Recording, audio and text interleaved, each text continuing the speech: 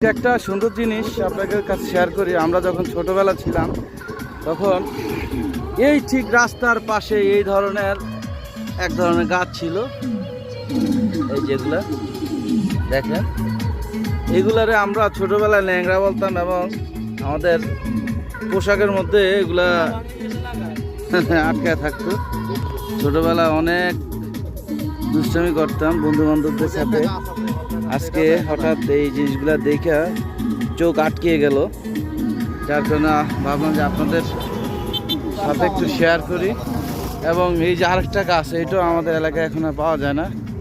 আমাদের এলাকায় এটাকে বলে ফলকা গাছ বলে, ফলকা। তো আপনারা একটু কমেন্টে জানান আপনাদের এলাকায় এটাকে কি বলে। আমাদের এলাকায় এই গাছটাকে ফলকা গাছ বলে। এই গাছটাও আমাদের এলাকায় বাইট গাছ বলে। এই যে অনেক পুরানো গাছ পাওয়া যায়, এই যে আমাদের এলাকায় এই গাছটাকে বাইট গাছ বলে।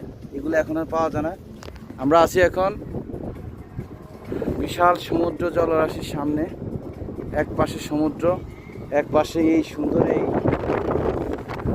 হারানো দিনের এই গাছগুলো দেখে চোখ আটকে গেল এবং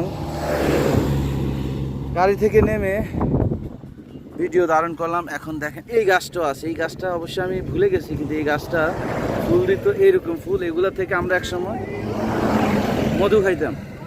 এই যে ছোটোবেলা এই স্কুল থেকে আসার সময় ছোট ছোট বন্ধু বান্ধবদের সাথে মিলে এই যে ফুল থেকে, এই ফুল থেকে আমরা ফুলের ইয়েটা এইভাবে ছিঁড়তাম, ছিঁড়া এই যে এটা থেকে টান দিতাম, ফরাক থেকে মধু বাইর হইতো।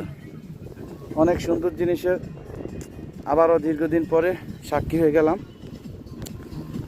তো বন্ধুরা, এখানে আগের সব হারানো এই গাছটা আগে ছিল, এখন আমাদের এলাকাতে অবশ্যই আর দেখা যায় না। এই গাছটা আগে ছিল, এটা এখন আমাদের কাছে এখানে দেখা যায়। গাছটা ভালো লাগছে, পুরানো দিনে সেই বন্ধুদের সাথে আড্ডা দিতে এসে এই এটা চোখে পড়ে গেল।